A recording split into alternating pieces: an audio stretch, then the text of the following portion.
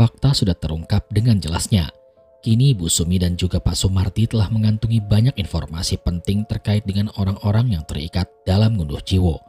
Namun sebelum semuanya itu berlangsung dengan pasti, Ustadz Somantri telah memastikan banyak hal agar semuanya sesuai dengan rencana yang dia lakukan, tanpa diketahui oleh Bunda Melati dan yang lainnya. Setiap bulan pengantin tiba, Bunda Melati selalu mencari wadah untuk mengganti debit mantennya. Namun selama Rahayu menjadi wadah, belum ada wadah pengganti yang lain. Karena itulah, dia mencoba untuk mencari wadah baru untuk menikahi seorang wanita lainnya yang berada di luar desa Tejokromo, yang artinya sama seperti Rahayu. Jelas Ustadz Somantri. Ibu Sumi masih penasaran dengan perkara wadah yang baru saja disebutkan serta dipaparkan oleh Ustadz Somantri. Pasalnya wadah yang dimaksud tersebut benar-benar membingungkan. Mengapa almarhumah Kusumawati tidak bisa dijadikan wadah selanjutnya dari sisi debit manten? Apakah karena ada sesuatu yang memang membatasi itu semua? Ustadz, boleh saya bertanya? Tanya Ibu Sumi kepada Ustadz Somantri. Silakan Bu, tanyakan saja. Begini Ustadz, jika memang Bunda Melati tiap tahun mencari wadah untuk debit manten, lalu mengapa Kusumawati tidak bisa dijadikan wadah? Apakah karena ada sesuatu yang membatasi itu semua? Tanya Ibu Sumi. Ustadz Somantri terdiam sejenak. Pertanyaan itu membuat berpikir beberapa kali untuk bisa menjadikan semuanya menjadi paham apa yang dimaksudkan oleh dirinya dan juga Ibu Sumi serta Pak Sumardi. Begini Bu, Pak, sebenarnya aku juga masih ragu akan hal tersebut. Entah sebelumnya sudah benar-benar direncanakan oleh Pak Wikto tak kala kesepakatan itu terjadi atau memang ada yang membatasi itu semua. Jelas Ustadz Somantri. Kesepakatan? Maksudnya kesepakatan sebelum pernikahan itu dimulai? Tanya Pak Sumardi. Benar, aku curiga jika Pak Wikto memang sudah mengetahui maksud dan tujuan dari Bunda Melati. Lalu dia dengan mudahnya menerima tawaran dari Bunda Melati.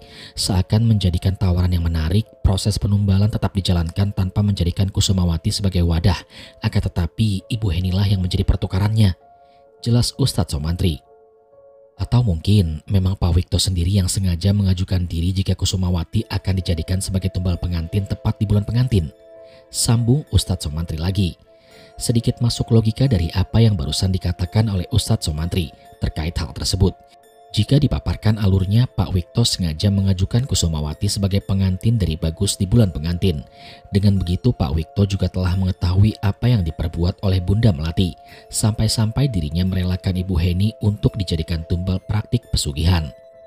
Berbagai asumsi terus diciptakan di antara diskusi tersebut, hingga akhirnya Pak Sumardi kembali menarik kesimpulan dengan mengaitkan Mbah Sur. Jika Kusumawati benar-benar diajukan diri sebagai tumbal, lantas apakah kasus dari Rahayu bisa disamakan dengan kasus Kusumawati? Tanya Pak Sumardi. Baru saja Pak Sumardi mengatakan hal demikian, tiba-tiba Ustadz Somantri langsung menarik kerah baju dari Pak Sumardi dengan kencang. Dijatuhkannya Pak Sumardi ke lantai hingga membuat Ibu Sumi terkejut melihatnya. Leher Pak Sumardi ditekan dengan bagian sikut dari Ustadz Somantri. Dia merasa tersindir dengan asumsi yang baru disampaikan olehnya terkait dengan kasus Kusumawati yang disamakan dengan kasus Rahayu. Tidak mungkin jika Rahayu ditumbalkan karena ulah Mbah Sur. Aku tahu sendiri jika Mbah Sur orang biasa. Dia tidak memiliki apapun, hidupnya hanya sebatang kara. Mana mungkin Mbah Sur bisa mendapatkan kekayaan dengan cara menumbalkan Rahayu dan melakukan perjanjian khusus dengan debit manten. Mimik wajah dari Ustadz Somantri benar-benar berubah sesaat tak kala Pak Sumardi mengatakan tentang hal yang tidak baik terhadap Rahayu. Mungkin cinta dari Ustadz Somantri sangatlah besar sampai-sampai dirinya rela melakukan apapun demi mendapatkan apa yang dia mau. Perlahan Ustadz Somantri pun melepaskan penahanannya kepada Pak Sumardi. Ibu Sumi memang tidak berbuat banyak hal, namun ia sendiri sangat kecewa dengan sikap arogan yang dilakukan oleh Ustadz Somantri dengan melakukan hal demikian. Maaf, saya lepas kendali. Ustadz Somantri pun mengulurkan tangannya ke arah Pak Sumardi. Akan tetapi Pak Sumardi sendiri tidak mau menerimanya. Ia lebih memilih untuk bangun sendiri dan kembali terduduk sembari menatap tajam ke arah Somantri. Mungkin sampai di sini saja. Kau boleh pulang. Jelas Pak Sumardi. Kita belum membahas jauh tentang debit manten dan semuanya. Mengapa harus terburu-buru? Tanya Ustadz Somantri. Aku tidak memerlukan orang yang mudah tersulut amarah jika kenyataan yang terjadi itu benar adanya. Maksudmu, kau menyamakan kematian dari Rahayu dengan kematian Kusumawati. Mereka berdua sama-sama tumbal yang diajukan oleh orang tuanya. Aku belum meyakini hal tersebut, namun istriku memiliki jawaban yang tepat akan apa yang tidak kamu ketahui untuk kedepannya. Jelas Pak Sumardi. Diam-diam Ibu Sumi membenarkan peringatan keras dari suaminya. Ia bahkan tidak menyalahkan suaminya jika penyebab kematian dari Rahayu oleh sebab tumbal yang diajukan oleh Mbah Sur. Peringatan keras itu membuat Ustadz Somantri akhirnya keluar dari rumah dengan wajah penuh penyesalan. Amarahnya telah menenggelamkan dirinya ke dalam jurang penyesalan terhadap apa yang telah ia lakukan kepada Pak Sumardi.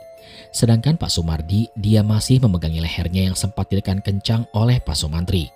Ia tidak menyangka jika Ustadz Somantri adalah orang yang mudah tersulut dengan perkataan berkaitan dengan Rahayu. "Bu, apakah ada perkataanku yang salah mengenai Rahayu?" tanya Pak Sumardi. Sembari memegangi kedua tangan Pak Sumardi, Ibu Sumi menatap wajah suaminya dengan tatapan yang penuh perhatian. "Tidak, Pak. Aku sudah menduga jika manusia-manusia itu hanya membela dirinya ketika berada dalam keadaan yang kesulitan. Sama halnya Mbah Sur, dia adalah orang yang penuh dengan kerugian. Aku yakin ada sesuatu yang sedang disembunyikan olehnya saat ini." Desa Wongso, rumah Mbah Sur. Mbah Sur memandangi langit yang sudah semakin gelap. Ia segera menyalakan satu persatu lampu rumahnya. Tidak lupa Mbah Sur menutupi satu persatu jendelanya. Semakin gelap, rumah Mbah Sur semakin terasa mencekam. Terkadang dia sendiri merasakan hal itu tak kala waktu maghrib akan tiba. Langkahnya sangat pelan. Di lain sisi Mbah Sur menahan rasa sakit pinggangnya yang semakin hari dimakan oleh usia yang sudah menua. Biasanya Mbah Sur akan menuju ke kamar belakang. Ia akan merapihkan sebuah kamar yang dulunya ditempati oleh seorang yang sangat dia cintai. Mbah Sur membuka pintu kamar anaknya Rahayu. Perlahan ia pun menyalakan lampu kamar anaknya. Di kamar tersebut Mbah Sur masih sangat ingat jika anaknya sedang mengenakan pakaian pengantin untuk terakhir kalinya. Namun perlahan-lahan Mbah Sur ingin melupakan kenangan tersebut. Ia bahkan harus menelan pahit akan kenyataan yang sudah terjadi, tak kala anaknya sendiri telah sirna di hadapannya saat ini. Di ruangan anaknya, Mbah Sur telah mendesainnya menjadi ruangan pengantin lengkap dengan kelambu putih yang menutupi amben tempat tidurnya. Di bawah amben tersebut, Mbah Sur biasa menyediakan berbagai macam sesajen yang harus ia sediakan tiap hari demi ketenangan sang anak. Mbah Sur merapikan tempat tidur anaknya, namun dirinya merasa ada yang menjanggal tak kalah hendak menyentuh spray dari kasur milik anaknya itu. Di beberapa titik tertentu Mbah Sur melihat ada noda merah seperti darah.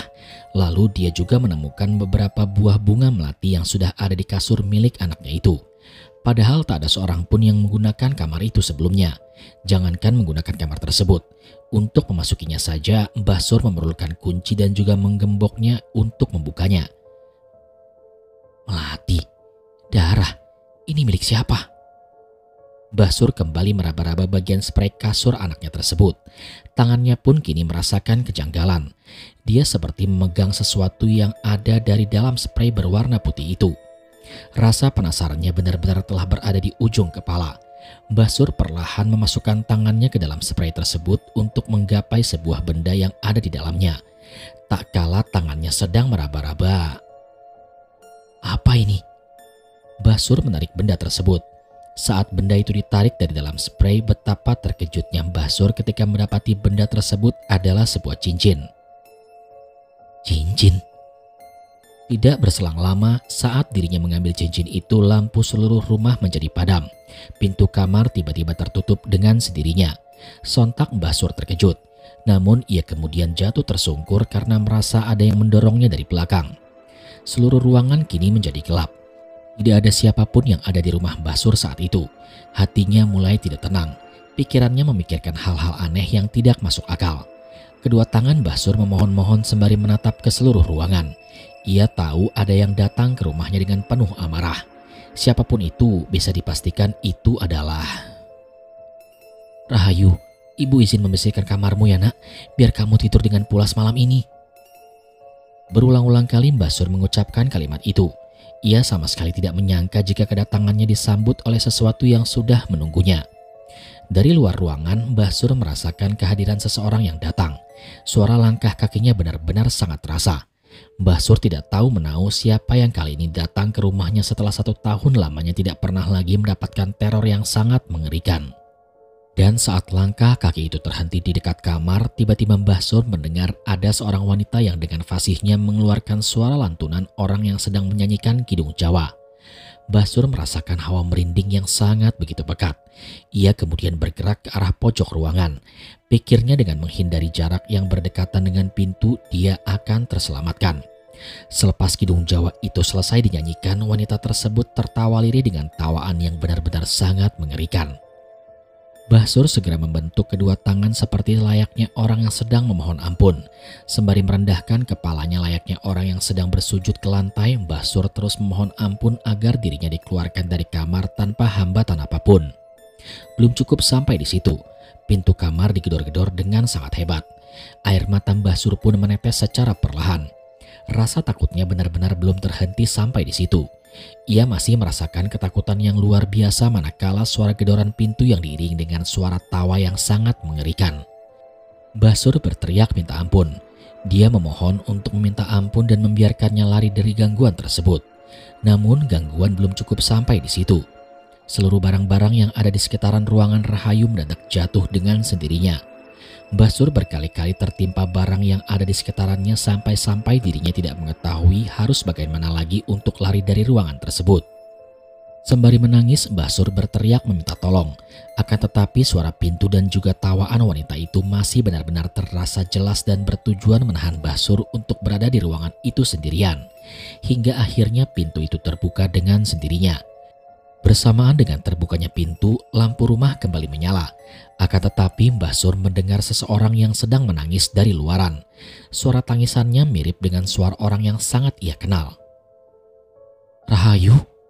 tanya Mbah Sur saat dirinya melihat seorang wanita sedang terduduk di luar ruangan dengan mengenakan pakaian pengantin. Hati Mbah Sur sedikit ragu. Awalnya dia tidak ingin mendekatkan diri ke arah wanita itu karena ia tahu jika Rahayu sudah meninggal dunia. Akan tetapi sifat keibuannya benar-benar telah membutakan pikirannya sendiri. Mbah Sur pun nekat mendekatkan tubuhnya dengan berjalan tertatih-tatih ke arah wanita itu. "Rahayu, ibu kangen, Dok." Wanita itu terus menangis. Dia menutupi wajahnya dengan kedua tangannya seakan-akan menjadi sebuah tangisan yang memilukan bagi wanita itu. Namun Mbah Sur yang sudah berada dekat dengan wanita yang diyakininya sebagai Rahayu itu terus memberikan kalimat-kalimat pengungkapan rasa rindunya terhadap seorang anak yang sangat ia cintai. "Duk, itu kamu kan? Rahayu anakku." Saat Mbah Sur sudah berada dekat dengan wanita itu, tiba-tiba tangisan itu berubah menjadi suara tawaan yang sangat mengerikan. Sontak Mbah Sur pun kaget. Dia kemudian menghindar dan mundur beberapa langkah. Dan wanita itu langsung membalikkan wajahnya ke arah Mbah Sur. Wajahnya sangat mengerikan. Seluruhnya menghitam dengan senyuman yang menyeringai. Urat-uratnya terlihat dengan jelas. Ia berjalan sembari menari-nari ke arah Mbah Sur dengan kedua tangannya memegangi bunga melati. Lantai mendadak menjadi bau amis. Muncul cairan yang berasal dari tubuh sosok demit manten itu. Warnanya merah kehitaman, berbau sangat busuk dan anyir. Ternyata cairan itu bersumber dari bagian kemaluannya. Mbah Sur terus mundur dan ia menggapai benda apapun yang ada di sekitarannya dan melemparkannya ke arah sosok itu. Akan tetapi tenaganya benar-benar tak ada sama sekali. Mbah Sur tidak bisa berbuat apa-apa. Saat yang bersamaan senyuman demit itu menghilang bersamaan dengan tertutupnya pintu dan lampu di seluruh rumah kembali padam dengan sendirinya. Sosok itu merangkak ke arah Mbah Sur dengan cepatnya dan menggapai tubuh Mbah Sur. Lidahnya yang panjang langsung menjilati leher Mbah Sur. Demit manten itu langsung menatap ke arah Mbah Sur dan secara bersamaan Mbah Sur juga menatap ke arah demit manten itu. "Aku minta maaf, Nak." Dan sesaat kemudian lampu kembali menyala dengan sendirinya. Tak ada suara atau apapun yang terjadi setelahnya. Sementara itu JK sedang membersihkan kamar ibunya. Ia membereskan spray dan yang lain-lain. Pintu rumah yang semula tertutup kini terbuka bersamaan dengan suara seorang pria yang berjalan sempoyongan. "JK, ambilkan minum." JK tahu bapaknya datang dalam keadaan mabuk. Entah lingkungan buruk apalagi yang membawa bapaknya itu menjadi pribadi yang sangat berbeda semenjak kematian Kusumawati dan juga Ibu Heni. Hanya saja JK tidak berani untuk berbuat apa-apa. Dia hanya bisa menuruti semua perintah yang diberikan oleh bapaknya agar hidupnya bisa terjamin seperti apa yang telah dijalankannya saat ini. JK pun kemudian segera mengambil segelas air putih. Ia kemudian memberikannya kepada Pak Wikto yang sudah kelelahan dengan mulut yang benar-benar berbau alkohol. "Bapak mabuk lagi?" tanya JK. "Ah, sudah, kamu jangan banyak tanya. Bapak lagi merasakan hidup penuh dengan kebebasan," ucap Pak Wikto dengan suara telernya. Ia pun kemudian bangkit kembali. Walaupun beberapa kali tubuhnya sempat goyah dan hampir terjatuh, Pak Wikto masih bisa menahan diri dengan cara menyandarkan kedua tangannya ke dinding rumah. Pak Wikto kemudian menuju ke belakang rumah. Pikir JK bapaknya ingin buang air kecil. JK pun kembali menuju ke kamar ibunya. Saat dimana dirinya menutup pintu kamar ibunya dan kembali membereskan ruangan, JK mendengar suara aneh di luaran. Ia mendengar seperti ada suara orang yang sedang ngesot di lantai. Sontak JK pun langsung terdiam sejenak. Ia seperti terganggu dengan suara aneh yang baru pertama kali ia dengar itu.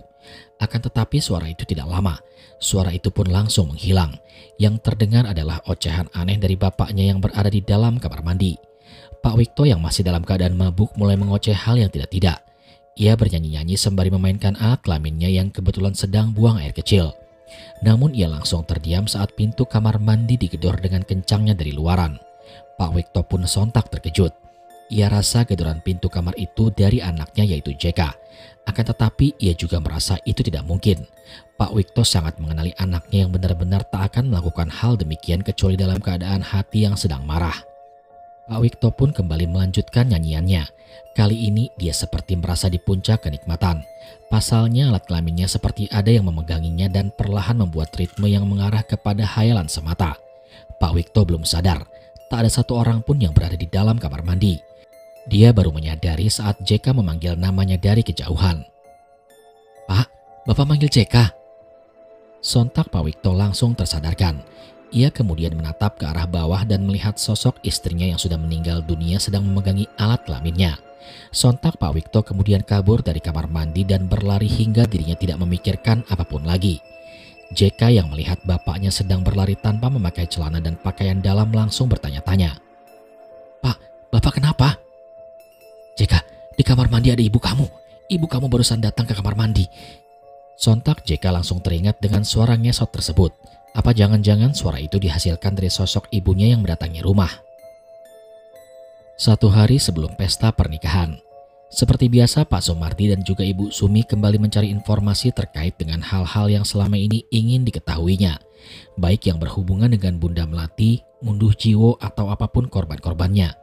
Menurutnya masih banyak sekali hal-hal yang belum diketahuinya, salah satunya tentang kematian misterius dari Rahayu. Jika kematian dari Kusumawati bisa dipastikan karena keterikatan dengan Pak Wikto di kubu Bunda Melati, namun Ibu Sumi masih mencari-cari akan informasi terkait dengan kematian dari Rahayu yang sampai dengan saat ini belum terungkap motifnya. Kali ini Pak Sumardi dan Ibu Sumi mengunjungi sebuah kantor Desa Wongso. Tujuannya adalah mencari data terkait dengan seorang wanita yang bernama Suryani atau Mbah Sur. Dia ingin tahu apa saja yang dimiliki oleh Mbah Sur. Apakah Mbah Sur benar-benar orang yang sama seperti Pak Wikto? Apakah Mbah Sur memiliki banyak ladang dan sengaja menyembunyikannya dari masyarakat luas? Termasuk juga informasi terkait dengan Mbah Sur selama 1 tahun yang sudah berjalan ini. Saat Ibu Sumi dan Pak Sumardi menanyakannya kepada salah seorang yang bertugas di kantor Desa Wongso, ia pun terkejut dengan fakta yang benar-benar terjadi di lapangan. Ternyata Mbah Sur memiliki beberapa hektar tanah yang lokasinya berbeda-beda, dan yang paling dekat dengan rumahnya adalah bagian belakang rumahnya sendiri yang penuh dengan hamparan sawah yang menguning dengan padi. Berarti bisa dipastikan jika Mbah Sur juga adalah salah seorang yang mengajukan dirinya kepada Bunda Melati perihal pernikahan anaknya dengan Bagus, yang mana itu semua adalah demi kepentingannya. Kali ini Bu Sumi dan Pak Sumardi telah mengantungi banyak informasi. Ia kemudian segera bergegas menuju ke rumah Mbah Sur. Selama dalam perjalanan, Ibu Sumi masih memikirkan apa yang akan terjadi esok hari. Bukankah esok hari adalah hari pernikahan? Bukankah bulan pengantin akan tiba di hari itu juga? Namun mengapa tidak ada tanda-tanda akan diadakannya sebuah pernikahan? Apakah yang dikatakan oleh Mbah Sur benar terkait dengan acara tertutup yang dilakukan oleh Bunda Melati? Setibanya di rumah Mbah Sur, Ibu Sumi dan Pak Sumardi melihat Mbah Sur baru saja naik dari ladangnya. Mereka berdua bergegas mendekati Mbah Sur. Namun entah kenapa Mbah Sur seperti orang ketakutan. Ia diam-diam kabur untuk menghindari Pak Sumardi dan juga Ibu Sumi. Untungnya Mbah Sur langsung dihentikan oleh seorang pria yang datangnya bersamaan dengan Ibu Sumi dan juga Pak Sumardi. Kau? Tanya Ibu Sumi saat mendapati Ustadz Somantri yang turut campur akan kegiatannya. Aku juga ingin menanyakan perihal yang sama, jelas Ustadz Somantri. Ada apa kalian semua? Mengapa kalian semua datang ke rumahku lagi? Teriak Mbah Sur. Tidak seperti biasanya, Mbah Sur langsung memaki-maki para tamu yang mendatangi rumahnya. Kali ini Ibu Sumi dan juga Pak Sumardi benar-benar merasa ada yang aneh. Sebentar Bu, aku mau tanya sesuatu, jelas Ustadz Somantri. Mbah Sur pun langsung terdiam. Ia kemudian meminta kepada yang lainnya untuk masuk ke dalam rumah. Mbah Sur yang merasa ketakutan pun menghindari kontak mata dengan Ibu Sumi dan juga Pak Sumardi. Ia lebih memilih untuk menundukkan kepalanya ke bawah. Bu, aku ingin bertanya terkait Rahayu. Apa yang ingin kau tanyakan, Mantri? Bukankah Rahayu menjadi tumbal dari kejahatan Bunda Melati? Ya, tapi bukan itu yang ingin aku tanyakan, jelas Ustadz Somantri. Ibu Sumi langsung mendekatkan wajahnya ke arah Mbah Sur. Kali ini Ibu Sumi tidak takut dengan ancaman yang keluar dari mulut wanita tua bangka itu. Jawab sejujurnya, Mbah. Apakah kau sengaja menjual jiwa anakmu kepada Bunda Melati untuk dijadikan wadah dari demit manten? Sontak tubuh Mbah Sur langsung bergetar. Ia dipenuhi dengan ketakutan. Tangannya terlihat bergerak-gerak seperti orang yang sedang kedinginan, bergetar dan tak tahu harus melakukan apa. Ibu Sumi menyadari reaksi itu adalah reaksi kebenaran jika seorang yang ditugaskan menjawab tidak bisa memberikan alasan yang logis karena tertekan dari pikiran dan juga hati kecilnya. Ibu Sumi? Tanya Ustadz Somantri. Mantan calon mertuamu tidak bisa menjawabnya. Itu menandakan dia sengaja menjual Rahayu untuk kepentingannya sendiri. Sebentar, dari mana kau tahu? Jangan seenaknya memberikan asumsi terkait Rahayu. Ibu Sumi pun mendekatkan wajahnya ke arah Ustadz Somantri. Kali ini wajahnya tidak memiliki perasaan ataupun emosi. Wajah dari Ibu Sumi hanya dipenuhi dengan fakta yang sudah lama tersembunyikan. Tanyakan saja kepada mantan calon mertuamu itu, anak muda. Apakah dalam setahun dia mampu menambah tanahnya lagi? Apakah gubuk kecil ini mampu membeli berhektar-hektar tanah yang berada di beberapa tempat di Desa Wongso? Jika bukan karena bisnis dengan iblis melati itu, lalu dengan apa orang tua ini mampu membelinya? Ustadz Somantri langsung mengarahkan wajahnya ke arah Mbah Sur.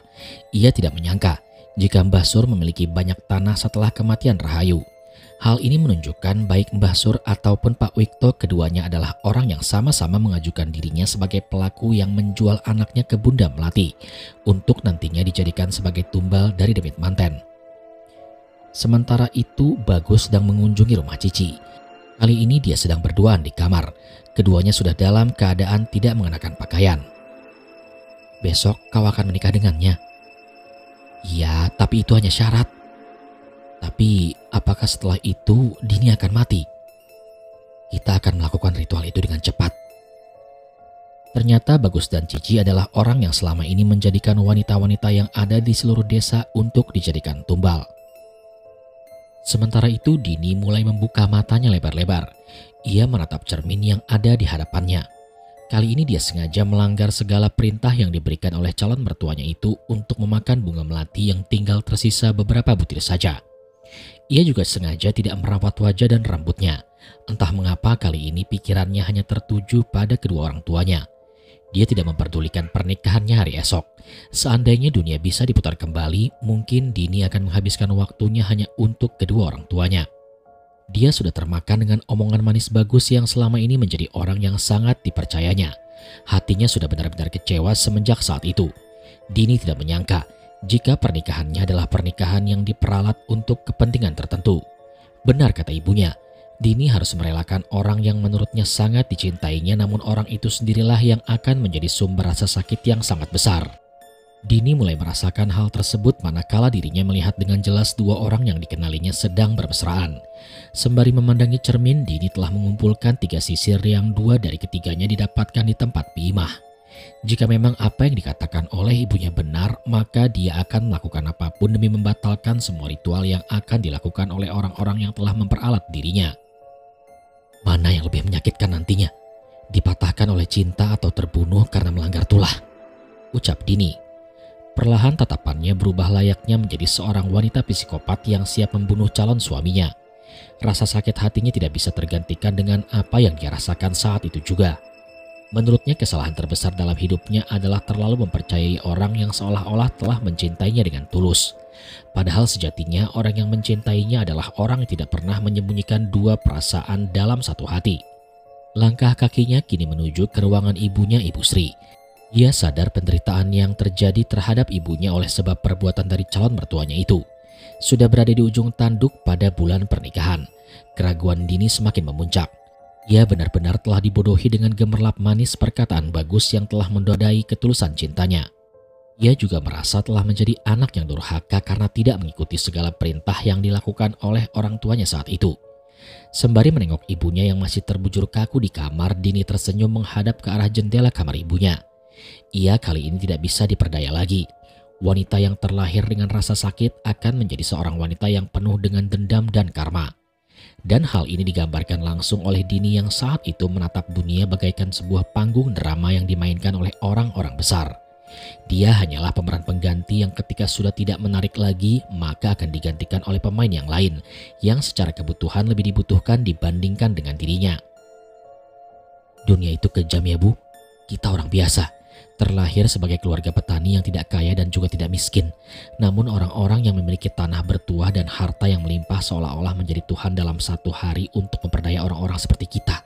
Layakkah kita menjadi manusia yang terpinggirkan dengan garis penghinaan seperti ini, Bu?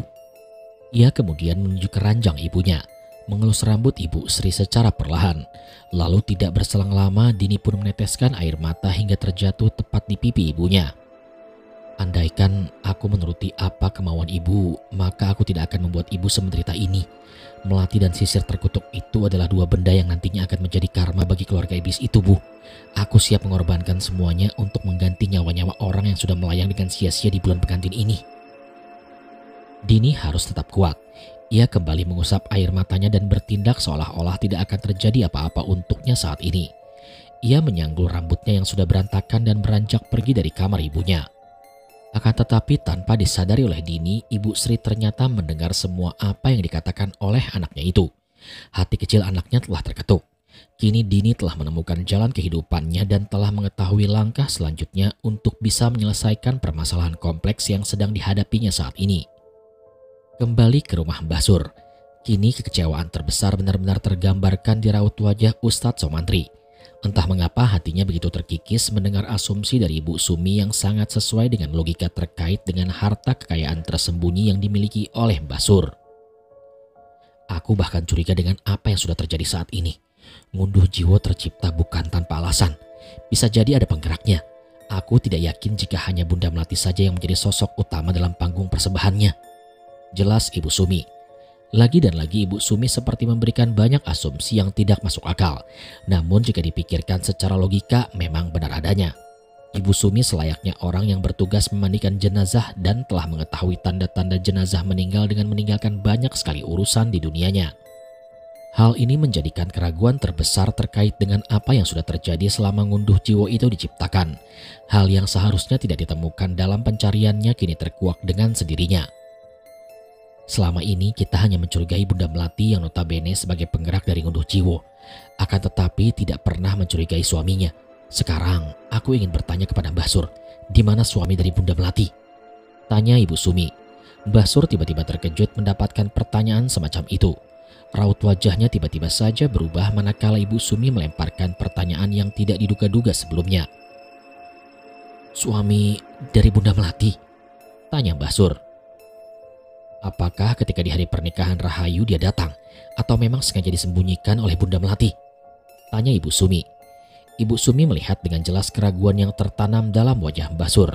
Keraguan yang tercipta membuat mulutnya sulit mengatakan kejujuran di hadapannya.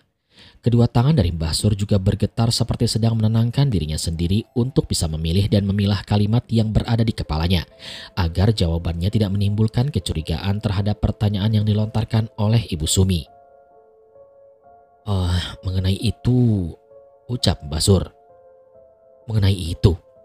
Tanya Ustadz Somantri yang menunggu jawaban jujur dari mulut Mbah Sur.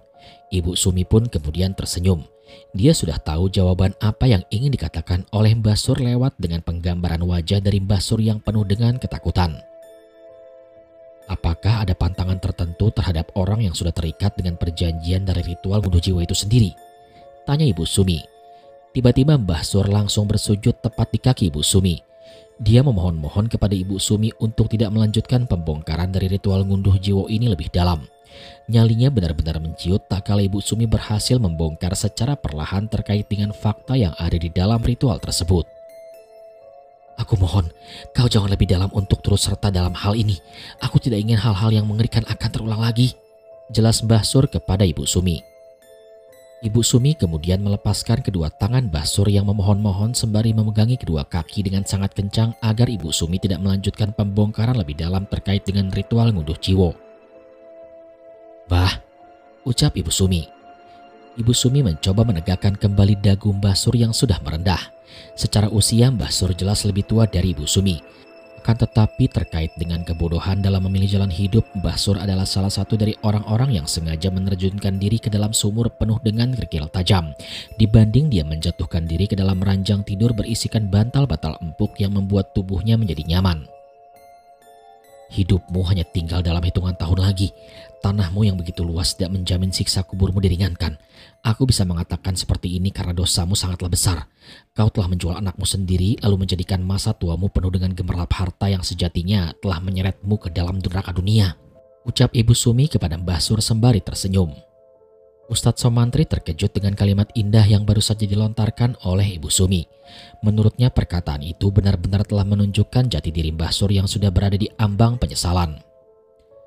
Seharusnya hari ini kau pergi ke masjid untuk mendengarkan pesan-pesan kematian dan menanamkan banyak ladang pahala. Akan tetapi, potong Ibu Sumi. Mbah Sur hanya menyimak setiap kalimat yang dilontarkan oleh Ibu Sumi yang sudah berlagak layaknya orang tua yang sedang memberikan nasihat kepada anaknya. Dengan memberitahu semua hal-hal yang kau ketahui tentang ngunduh jiwa, maka masa tuamu akan penuh dengan kedamaian. Bukan hanya itu saja, siksa kuburmu akan diperingan kecuali kau menjadi hamba yang benar-benar bertobat kepada Tuhan. Sontak hati Mbah Sur seperti terbakar oleh api. Dia merasa sudah direndahkan oleh orang lain yang bahkan dia sendiri tidak mengenalinya. Kurang ajar kau Sumi, kau tahu apa tentang dosa dan siksa kuburku? Kau tahu apa tentang kehidupanku yang penuh dengan penderitaan? Kau tahu apa tentang Rahayu dan segala kesedihannya? Tanya Mbah Sur.